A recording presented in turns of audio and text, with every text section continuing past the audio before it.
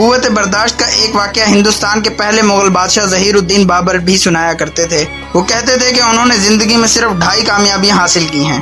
ان کی پہلی کامیابی ایک اژدہے کے ساتھ لڑائی تھی۔ ایک جنگل میں 20 فٹ کے ایک اژدہے نے انہیں جکڑ لیا اور بابر کو اپنی جان بچانے کے لیے اس اژدہے کے ساتھ 12 گھنٹے اکیلے لڑنا پڑا۔ ان کی دوسری کامیابی خارش تھی۔ انہیں ایک بار خارش کا مرض لاحق ہوا۔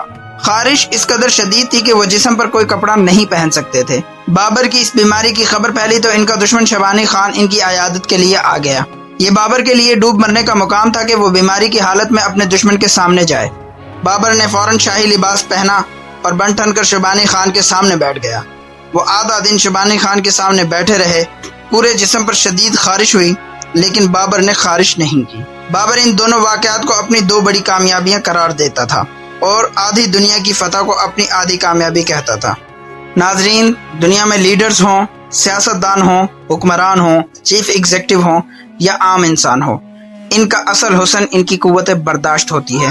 دنیا میں کوئی شارٹ ٹیمپرڈ، کوئی غصیلا اور کوئی جلد باز شخص ترقی نہیں کر سکتا۔ دنیا میں معاشرے، قومیں اور ملک بھی صرف وہی آگے بڑھتے ہیں جن میں قوت برداشت ہوتی ہے، جن میں دوسرے انسان کی رائے، خیال اور اختلاف کو برداشت کرنے کا حوصلہ ہوتا ہے۔ ہمارے معاشرے میں قوت برداشت میں کمی آتی جا رہی ہے۔ ہم میں سے ہر شخص ہر وقت کسی نہ کسی شخص سے لڑنے کے لیے تیار بیٹھا ہے۔